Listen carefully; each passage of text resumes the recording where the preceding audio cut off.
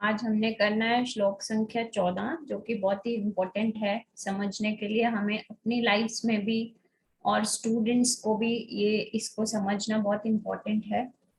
तो पहले हम प्रेयर्स चैंट कर लेते हैं, उसके बाद हम फिर श्लोक की रेसिटेशन करेंगे।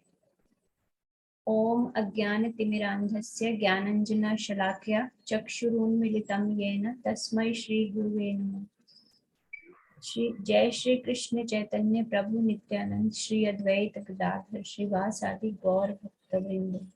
हरे कृष्णा कृष्ण कृष्ण हरे हरे, हरे राम राम राम हरे हरे। हरे कृष्णा कृष्ण कृष्ण हरे हरे, हरे राम राम राम हरे हरे। हरे कृष्णा कृष्ण कृष्ण हरे हरे, हरे राम राम राम हरे हरे। जय श्री कृष्ण। श्रील प्रभुपाद की जय। तो आज हमने करना है श्लोक 14, जो कि याद करने के लिए भी बहुत अच्छा है श्लोक। जैसे मैं हर बार बोलती हूँ कि श्लोक को याद करना और फिर भगवान जी के सामने उसका उच्चारण करना, भगवान जी को ये कहते हुए कि मैंने आपकी वाणी को यह स्मरण किया है ना, मन में रखती हूँ और धीरे धीरे उसको अपनी जिंदगी में उतारने की कोशिश कर रही हूँ। तो ऐसा भाव मन में लाते हुए जब हम भगवान के आगे ये श्लोक बोलते हैं तो फिर भगवान हम पे कृपा करते हैं। जो हमारा मतलब इन सब चीजों को जीवन में उतारने का जो प्रोसेस है वो फास्ट हो जाता है। तो इसलिए हमें इनको याद करना चाहिए और टाइम बाय टाइम हमें भगवान जी को सुनाना चाहिए। जैसे हम मंगल आरती कर रहे हैं या नरसिंह आरती कर रहे हैं, तुलसी आरती कर रहे हैं, उसके साथ ही हमें जितने भी श्लोक हम याद कर रहे हैं डेली, कोई एक श्लोक आप चुनिए और भगवान को सुनाइए। तो स्क्रीन शेयर हो रही है सबको? तो पहले एक बार मैं रिसाइट करती हूँ, फिर हम 2-3 लोग रिसाइट करेंगे। मात्रा स्पर्शास्तु कौन्तेय शीतोष्ण सुख दुःखदा आगमपायिनो नित्या तां तितिक्षस्व भारत। हाँ जी, कोई रिसाइट करेंगे? शिफाली माता जी। हाँ जी माता जी। मात्रा स्पर्शस्य तु कौन्ते शीतोष्णा सुख दुःखः। हाँ जी, आगाम आगाम दिख नहीं रहा माता जी मुझे ना, मुझे देखने में दिक्कत होती है। अच्छा, आगाम आप मेरे पीछे बोलिए। पायनियो आगम पाइनो, नित्यास। हाँ जी, ताम तितिक्षस्व, आगाम ताम तितिक्षस्व ताम तितिक्षस्य भारत। भारतः। हाँ जी, कोई और रिसाइट करेंगे? उमा माता जी आप आज बोलोगे मेरे पीछे पीछे, मैं आगे बोलूंगी, आप बोलना मेरे पीछे। हरे कृष्णा उमा माता जी।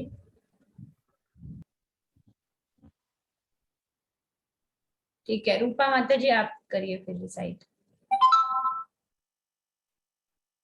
आप म्यूट पे हैं माता जी, अनम्यूट कर दीजिए। मात्रा स्पर्शतु कौन्तेय शीतोष्ण सुखदः कदा। आगमः पायिनो नित्यास्तास्ति तिक्षस्व भारत। हाँ जी, वेरी गुड। तो इसमें वर्ड टू वर्ड अगर देखें, मात्रा स्पर्श का मतलब होता है विषय, इंद्रिय विषयों की चीजें। इंद्रिय विषय कौन किस किस को कहेंगे? हमारे जो 5 सेंस ऑर्गन्स हैं, है ना, हमारी आंखें हैं, हमारे नाक है, जिह्वा है और हमारी त्वचा है ना। उनसे हम बाहर से जो एनवायरनमेंट में चीजें होती हैं उनको एक्वायर करते हैं। जैसे त्वचा से हमें पता चलता है सर्दी और गर्मी का, नाक से हमें पता चलता है खुशबू है या बदबू है, कानों से हमें पता चलता है कि कोई अच्छा म्यूजिक है या शोर शराबा है ना।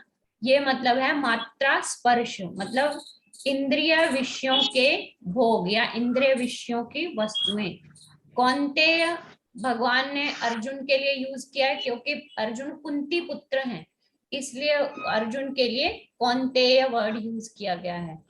और शीत उष्ण, शीत का मतलब सर्दी और उष्ण का मतलब गर्मी, शीतोष्ण है ना, शीत उष्ण, सर्दी और गर्मी, सुख दुख, सुख और दुख, दा मतलब देने वाले।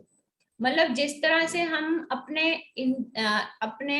पांचों सेंस ऑर्गन से गर्मी और सर्दी, बदबू और खुशबू को, मीठा या खट्टा, इन सब चीजों को एक्वायर करते हैं, इन सब चीजों को महसूस करते हैं, उसी तरह से ही हमारे जीवन में जो सुख और दुख हैं वो भी सिर्फ स्पर्श, मात्रा स्पर्श, मतलब सिर्फ विषय वस्तु की ही चीजें हैं। मतलब कि अकॉर्डिंग टू सिचुएशन, वो ही सिचुएशन जो है किसी एक बंदे के लिए बहुत ही ज्यादा दुखदायी हो सकती है, लेकिन किसी दूसरे बंदे के लिए वो नॉर्मल हो सकती है। आगम अपाइनो, आगम मतलब आना, अपाइन मतलब जाना। जिस तरह से सर्दी और गर्मी आते जाते रहते हैं, उसी तरह से जो सुख और दुख हैं ये भी एक चक्कर की तरह है, जीवन में आते और जाते रहेंगे। अनित्य, इसीलिए क्योंकि सुख और दुख आ जा रहे हैं तो वो अनित्य हैं। अनित्य मतलब शाश्वत नहीं है, हमेशा रहने वाले नहीं है। जैसे हम नॉर्मल लाइफ में भी बोलते हैं कि आज दुख है तो कल सुख आएगा ही, क्योंकि ना तो दुख शाश्वत है ना ही सुख शाश्वत है। इसलिए ताम तितिक्ष, तितिक्ष मतलब सहना, इसलिए उन सब सुख और दुखों को सहने की आदत डालो हे भारत। भारत मतलब भरतवंशी। तो ये भरतवंशी भी जो है वो अर्जुन के लिए यूज किया हुआ है। तो एक बार हम पढ़ लेते हैं अनुवाद, उसके बाद हम इसे डिस्कस करेंगे। अनुवाद बाय श्रील प्रभुपाद की जय। तो अनुवाद में प्रभुपाद जी लिखते हैं, हे कुंती पुत्र, सुख तथा दुख का क्षणिक उदय तथा काल क्रम में उनका अंतर्धान होना सर्दी तथा गर्मी की ऋतुओं के आने जाने के समान है। मतलब जिस तरह से सुख और दुख जो हैं वो हमारी लाइफ में उसी तरह काल चक्र के हिसाब से, जिस तरह से मौसम में सर्दी और गर्मी आती है, हमारी लाइफ में उसी तरह से सुख और दुख आते हैं। हे भरतवंशी, वे इंद्रिय बोध से उत्पन्न होते हैं। इंद्रिय बोध से उत्पन्न मतलब कि वो हमें लगता है कि सुख की स्थिति है या दुख की स्थिति है, हम अपनी इंद्रियों से उसे किस तरह से ग्रहण करते हैं उस पर डिपेंड करता है कि वो चीज हमें सुख की अवस्था लगती है या दुख की अवस्था लगती है। और मनुष्य को चाहिए कि अविचल भाव से उनको सहन करना सीखे, क्योंकि ये टेम्परेरी है, सारी कंडीशंस, ये सुख और दुख टेम्परेरी है। इसलिए हमेशा सुख में बहुत ज्यादा उत्तेजित हो जाना और दुख में एकदम से अपना जो उत्साह है उसको बिल्कुल खत्म कर लेना, ऐसे भावों की बजाय हमें अविचल रहना चाहिए। मतलब हमें समभाव रहना चाहिए लाइफ की हर सिचुएशन में। इस तरह से इसका अनुवाद है। और तात्पर्य में भी प्रभुपाद जी बहुत अच्छे पॉइंट्स उठा रहे हैं, हम वन बाय वन डिस्कस करेंगे। तो एक बार पहले इसमें ये देखते हैं कि शीत और उष्ण, शीत और उष्ण मतलब सर्दी और गर्मी जो है, हमें पता है ऋतुएं हैं, लेकिन उन ऋतुओं को हर इंसान जो है उसके अपनी इंद्रियों पे डिपेंड करता है, उसके अपनी फिजिकल कंडीशन पे डिपेंड करता है कि वो सर्दी और गर्मी को किस तरह से लेता है। जैसे हमें हर इंसान की बॉडी पे डिपेंड करता है। कई लोगों को गर्मी बहुत ज्यादा लगती है, वो 5 मिनट भी पंखे या एसी के बिना नहीं रह सकते, लेकिन कई लोगों को गर्मी इतनी महसूस नहीं होती। कईयों को सर्दी इतनी ज्यादा लगती है कि उनको हर रोज 3-3 4-4 तरह के ऊपर कपड़े पहनने पड़ते हैं। लेकिन कईयों को हमने देखा है कि वो एक सिंपल सा ड्रेस पहन के लोग बाजारों में ऐसे ही सर्दी में भी निकल जाते हैं। तो क्या है, हर किसी की फिजिकल कंडीशन के अकॉर्डिंग जो गर्मी और सर्दी है वो उसको उसी अपनी फिजिकल कंडीशन के अकॉर्डिंग ही एक्वायर करता है ना। किसी को गर्मी ज्यादा लगती है, किसी को सर्दी ज्यादा लगती है, किसी को ये होता है ये तो आना जाना है, आएगा ही जाएगा ही, तो उसमें शोर क्या मचाने की जरूरत है कि गर्मी बहुत ज्यादा है या ठंड से मुझे कंपी लग रही है ना। तो क्योंकि सर्दी और गर्मी जो है उसको हर एक इंसान अपनी बॉडी के अकॉर्डिंग झेलता है। जैसे अब चतुर्मास स्टार्ट हो रहा है 10 जुलाई से, तो 10 जुलाई से ठंडे पानी से नहाना जो है, अगर चतुर्मास के व्रत धारण करते हैं हम, तो 4 महीने जो है वो हमें ठंडे पानी से नहाना होता है।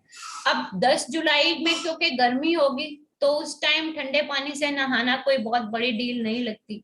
लेकिन जैसे जैसे 4 मंथ्स का एंड होगा, अक्टूबर नवंबर तक का मौसम आ जाता है, तो सुबह 3:30-4 बजे ठंडे पानी से नहाना एक बहुत बड़ी डील होती है। ठीक है, लेकिन फिर भी भक्त लोग जो है वो जो श्रद्धा से 4 महीने की फास्टिंग करते हैं उनको ये मुश्किल नहीं लगता, क्योंकि ये उनके रूटीन का पार्ट बन जाता है। तो इसलिए और उसी चीज को अगर हम एक कॉमन पर्सन पे देखें, कॉमन पर्सन जिसने श्रद्धा से फास्टिंग कोई नहीं की हुई, तो उसको क्या होगा, उसको 4 बजे उठ के नहाना जो है वो भी ठंडे पानी से अक्टूबर या नवंबर के मंथ्स में, वो बहुत ही बड़ी डील लगेगी। तो इसलिए क्या है कि अवस्था एक ही है, परिस्थिति एक ही है, लेकिन वो दो अलग अलग पर्सन्स के लिए अलग अलग तरह की है। एक पर्सन क्योंकि भक्त है, उसने श्रद्धा से व्रत धारण किया है, तो उसके लिए ठंडे पानी से नहाना कोई बहुत बड़ी बात नहीं है। लेकिन दूसरा जो एक कॉमन इंसान है, उसको सुबह 4 बजे उठना पहली बात तो, और नवंबर के महीने में ठंडे पानी से नहाना उसके लिए बहुत ही ज्यादा कठिन है। तो उसी तरह से अगर गर्मी की बात भी करें, तो गर्मी में हमें पता है हम मदर्स हैं, तो अब हमें पता है कि बच्चे जो है वो स्कूल से 1-1:30 बजे आते हैं और पूरा पसीने से तरबदर हुए होते हैं। तो तब हमें ये होता है कि बच्चों के आने से पहले ही हम कुछ ना कुछ इस तरह का प्रिपेयर करके रखें ताकि उनको वो खाने में भी अच्छा लगे, या हम कुछ ठंडा ड्रिंक उनको आते ही सर्व करें ताकि उनको गर्मी से थोड़ी राहत मिले। और ये करने के लिए हम क्या करते हैं, हम घंटों घंटों किचन में काम करते हैं। ठीक है, हमें गर्मी का एहसास नहीं होता क्योंकि हम अपने बच्चों की, हमारे अंदर बच्चों के लिए सेवा भाव, केयर का भाव है कि बच्चों की केयर करनी है हमने, इसलिए हम उनको गर्मी से बचाने के लिए खुद घंटों भर गर्मी में खड़े रहते हैं, किचन में खाना बनाते हैं बच्चों के लिए। तो अब उस अवस्था में हमें गर्मी है लेकिन हम गर्मी को महसूस नहीं कर रहे, तो उसी उसी टाइम सपोज हम खाना बना रहे हैं बच्चों के लिए, और बच्चों के लिए जस्ट हम खाना बना के क्लोज करने वाले हैं, उसी टाइम सपोज हस्बैंड का कोई फ्रेंड आ जाता है और वो हमें पसंद भी नहीं है। ठीक है, वो बंदा हमें पसंद भी नहीं है, तो हम किचन में खड़े हैं, अभी हमने कोई गैस स्टोव बंद नहीं किया, कुछ भी किचन में से पैकअप नहीं किया, और वो आके बोलता है भाभी जी आज मेरे को भी लंच करवा दो, तो क्या होगा, एकदम से हमारा माइंडसेट चेंज हो जाएगा। हमें लगेगा ओहो ये कहाँ से आ गया, अब ये भी 4-5 रोटी खाएगा और इतनी गर्मी है मैं कैसे खड़ी रहूंगी। क्लियर, कंडीशन वही सेम है, लेकिन बच्चों के लिए हम उस गर्मी को महसूस नहीं करते।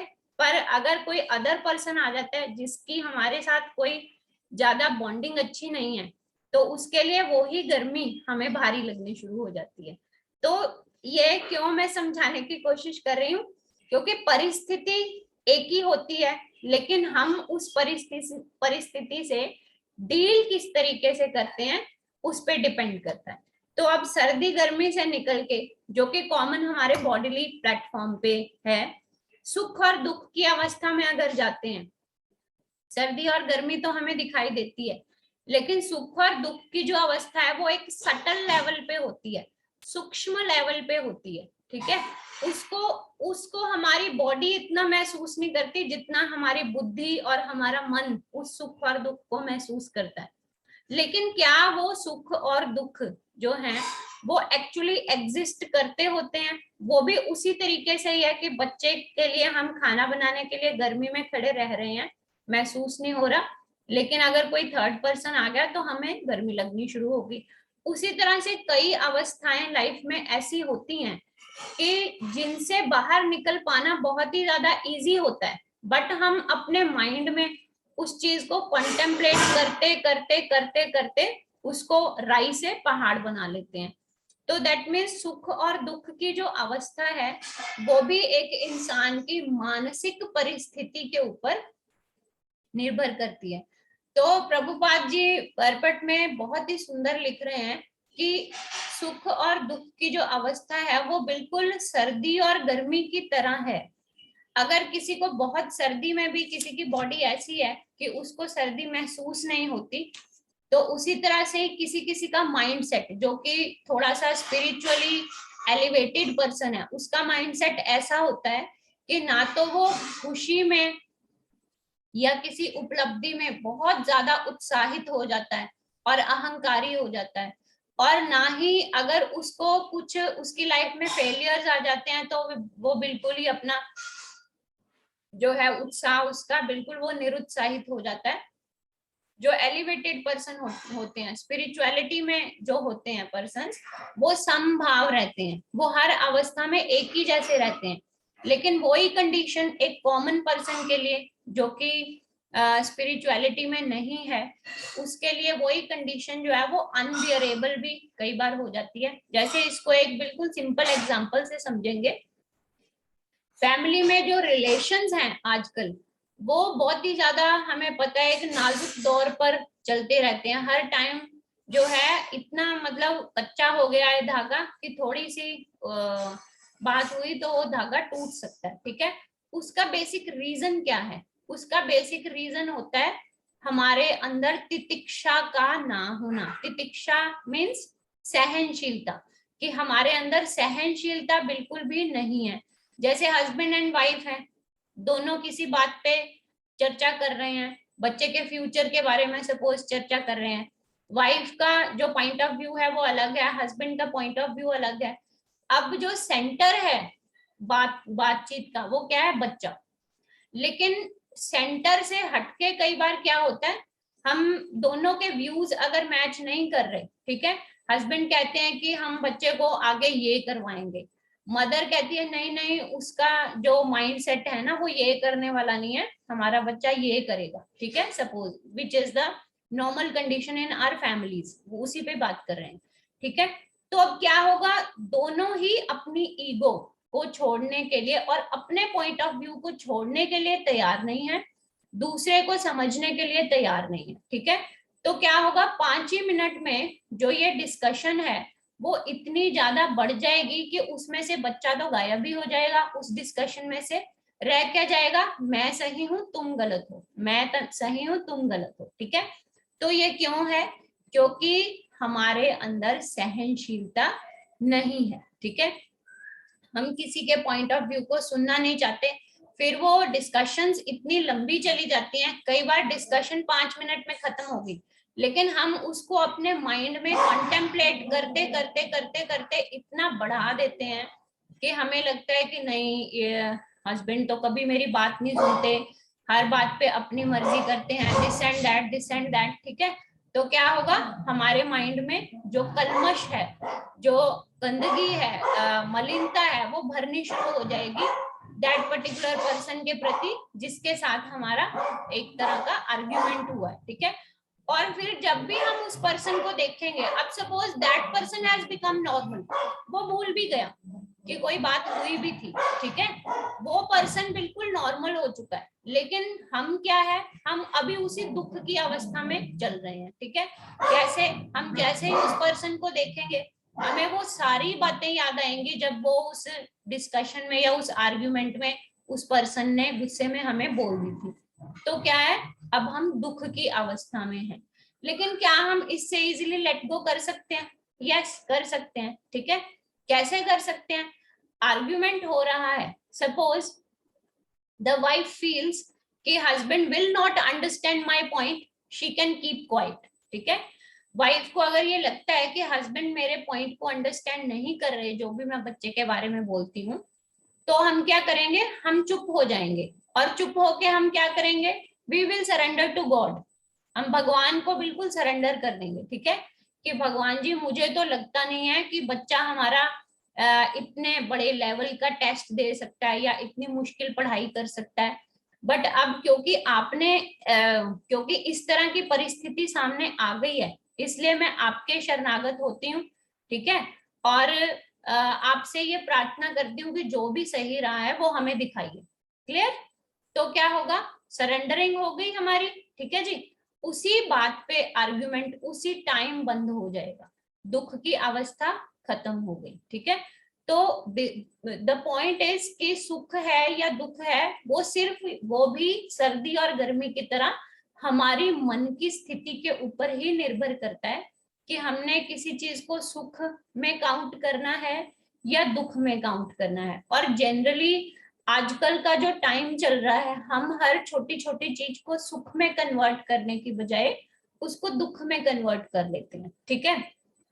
इसमें एक पॉइंट और भी अंडरस्टैंड करने वाला है, जैसे मैंने कहा था कि दिस इज द पॉइंट जो कि स्टूडेंट्स के लिए भी बहुत इंपॉर्टेंट है। आजकल एक बहुत ही ज्यादा ट्रेंड में चीज चल रही है कि अगर हमारा एंट्रेंस टेस्ट क्लियर नहीं हुआ तो हम सुसाइड कर लेते हैं। जनरली स्टूडेंट्स जो कि काफी ब्राइट हैं, ठीक है, बट बाय सम कॉजेज उनका कोई एंट्रेंस टेस्ट क्लियर नहीं होता, तो वो क्या करते हैं, सुसाइड कर लेते हैं। तो क्या उनको उस स्टेज पर अपनी जिंदगी छीनने का हक है जो कि भगवान ने दी है?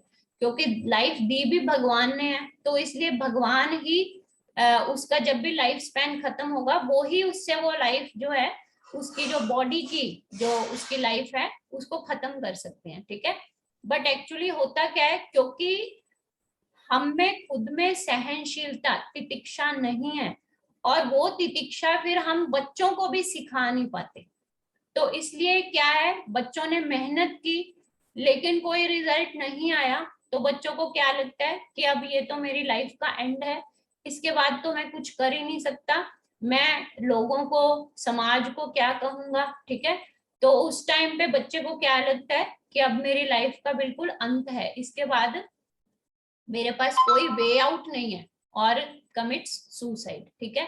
बट इसको अगर अगर इसको स्पिरिचुअल लेवल पे कन्वर्ट करके देखें, ठीक है जी, तो सिर्फ कर्म करना जो है वो हमारा अधिकार है।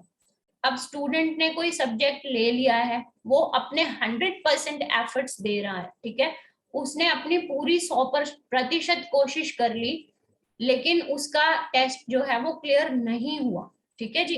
क्लियर नहीं हुआ तो फिर उस समय दुख में डूब जाने की बिल्कुल भी जरूरत नहीं है। जस्ट सरेंडर टू गॉड कि थैंक यू गॉड, हो सकता है ये जो पढ़ाई है ये आगे इतनी मुश्किल हो जाती कि शायद मेरे से संभालने से भी ना संभल पाती, तो इसलिए आपने अभी शुरुआत से ही वो अपॉर्चुनिटी मेरे से ले ली। अब मुझे जो दूसरा दरवाजा आपने मेरे लिए चुन रखा है वो दरवाजा मुझे दिखा दीजिए, ठीक है। Life is safe, tension free. अब जो भी दूसरा वे आउट होगा उस पे हम चल पड़ेंगे, ठीक है जी। लेकिन जनरली बच्चे क्या करते हैं, वो इस चीज को सह नहीं पाते और सुसाइड कर लेते हैं। एंड समटाइम्स इसके उल्टा इफेक्ट भी देखते हैं कि दो स्टूडेंट्स हैं, ठीक है, दोनों ने इकट्ठे पढ़ाई की, इकट्ठे एक ही बैच में पढ़ते थे, डे एंड नाइट भी इकट्ठे बैठ के स्पेंड करते थे। एक जो है वो सिलेक्ट हो गया, दूसरा सिलेक्ट नहीं हुआ, ठीक है। अब जो सिलेक्ट हो गया, अभी हम सिर्फ हमने जो पीछे वाला किया है कि दुख की अवस्था में भगवान को कैसे सरेंडर करता स्टूडेंट, ठीक है जी। अब अगर वही सुख की अवस्था आ जाती है, सुख की अवस्था मतलब एक का क्लियर हो गया, बहुत अच्छा रैंक आया, बहुत अच्छे कॉलेज में एडमिशन हो गया, दूसरे का क्लियर नहीं हुआ या क्लियर हो गया बट सौ कॉलेज में उसका एडमिशन हुआ, ठीक है। तो अब एक बंदा पूरे सुख की अवस्था में है, सुख की अवस्था में डील कैसे करना है, सुख की अवस्था में जनरली अहंकार आ जाता है, ठीक है। अगर अहंकार आता है तो वो भी हम समभाव में नहीं है, हम इक्विपॉइज या इक्वलाइज इक्वेशन में नहीं है। हम क्या करेंगे, जिसका लो रैंक आया था उसको बार बार बोलते बोलते बोलते उसको डिग्रेड फील करवाने की कोशिश करेंगे, है ना। अरे यार हम तो एक ही साथ बैठ के पढ़ते थे, एक ही साथ, पर चल कोई बात नहीं, तेरी किस्मत अच्छी नहीं थी, मेरी ज्यादा अच्छी थी, तेरा दिमाग शायद इतना चला नहीं, तू शायद पेपर में कंफ्यूज हो गया होगा, ठीक है। इस तरह की बातें करके जो पर्सन जिसका अच्छा रैंक आया वो अपने आप को एक हायर पोजीशन पे दिखाने की कोशिश कर रहा है, दूसरे को डिग्रेड कर रहा है, ठीक है। तो this is also not a very good sign for spirituality and in practical life too, ठीक है जी। उसमें भी क्या होना चाहिए, बिकॉज बोथ आर फ्रेंड्स, ठीक है। तो उसको क्या होना चाहिए कि कोई बात नहीं यार, पढ़ाई तो सेम ही है, तू इस कॉलेज में कर ले, मैं इस कॉलेज में कर लेता हूँ, ठीक है।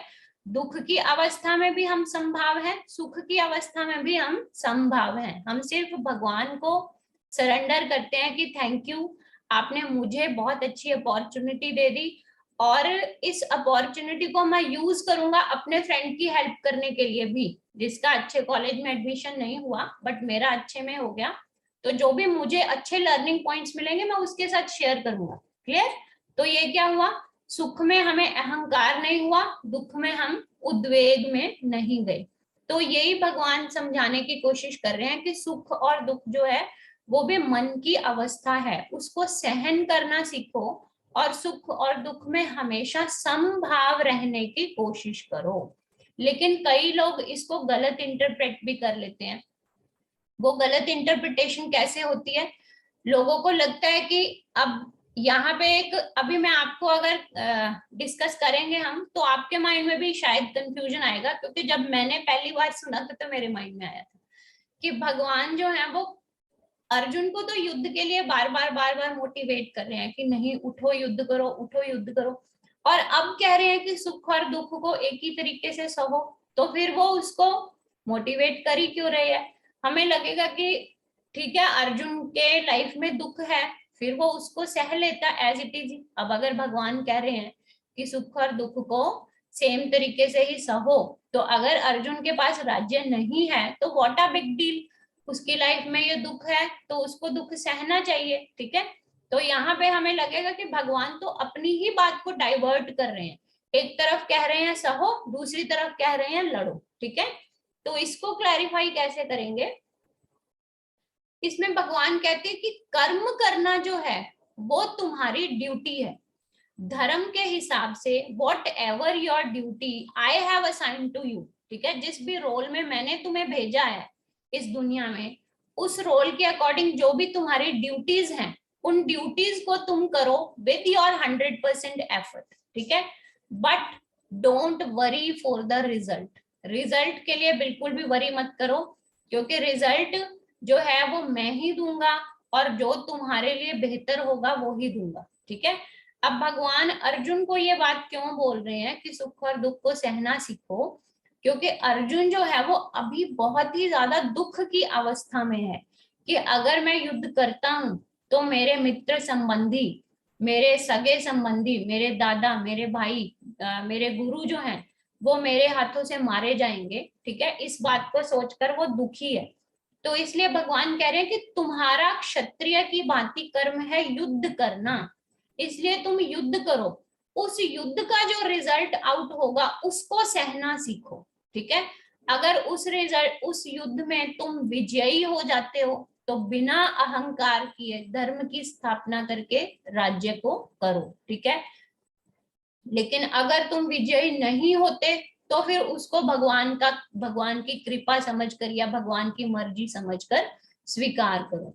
अगर तुम युद्ध में विजयी होते हो तो तुम्हें फिर भी एक दुख रहेगा कि मेरे सगे संबंधी मर गए, उस दुख को सहना सीखो। मतलब अपना कर्म करना हमने कभी नहीं छोड़ना, हमने ये नहीं सोचना कि ठीक है अब भगवान ने तो कह दिया कि सुख और दुख को सहना सीखो, ठीक है, अब मेरी लाइफ में तो भगवान ने गरीबी लिखी है मैं तो ऐसे ही रहूंगा। No, whatever your karma is you will have to do, ठीक है। जो भी कर्म आपको दिया गया है वो आपने करना है, तो इसलिए उस कर्म को करने के बाद जो आपका रिजल्ट आउट होगा उसको आप सहना सीखो, ठीक है। अगर कई बार लाइफ में ऐसी कंडीशन आती है कि हमें लगता है कि अब इसको टॉलरेट करूं या नहीं करूं, अगर टॉलरेट करते हैं तो कई बार वो हमारे पक्ष में अधर्म हो जाता है। तो इसलिए हमने क्या करना है, हमने उठना है, जो भी उसका वे आउट होगा उस काम को करने का। सपोज हमारी किसी के साथ कोई फाइनेंशियल डील थी, ठीक है, उसमें सामने वाले बंदे ने हमें धोखा दे दिया, ठीक है जी, हमें पता है कि हमारा बहुत ही ज्यादा मेहनत से और धर्म पर चलते हुए हमने वो जो पैसा है वो इकट्ठा किया था, ठीक है, अपनी फैमिली के लिए, भगवान की सेवा में लगाने के लिए, लेकिन समहाउ और अदर वो किसी दूसरे पर्सन ने हमें धोखा देके अपने कब्जे में वो कर लिया। अब उस कंडीशन में हमें क्या करना है? यहाँ पे ये मतलब नहीं उस कंडीशन में भी कि ये तो दुख है, मैं इसको सह लेता हूँ क्योंकि भगवान ने कहा है दुख को सहो, ठीक है।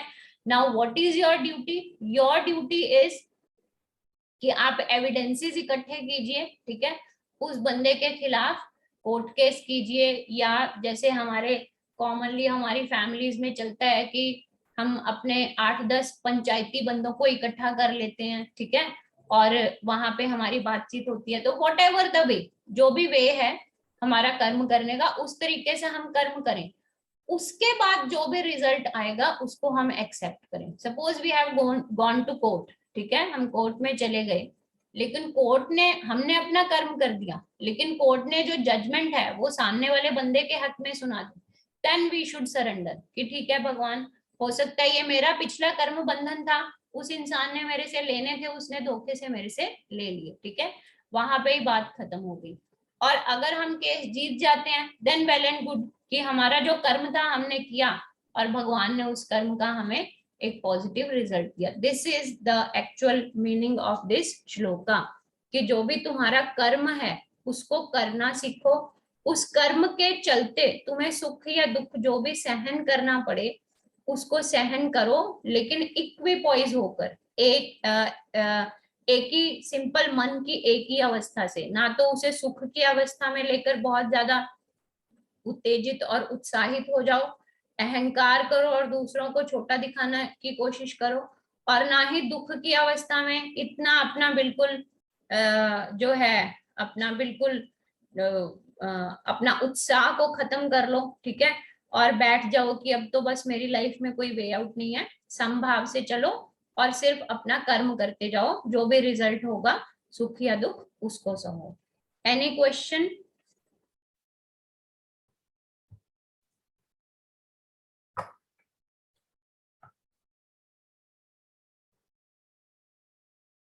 No questions, okay. अगर कोई क्वेश्चन नहीं होता तो या तो ऑडियंस बहुत ही ज्यादा इंटेलिजेंट होती है, या फिर टीचर जो है वो बहुत ही ज्यादा सुस्त होता है जिसको समझाना नहीं आ रहा। चलिए, if we have no question we will end the session by chanting Mahamantra Hare Krishna Krishna Krishna Hare Hare, Hare Ram Hare Ram, Ram Ram Hare Hare Hare. Hare.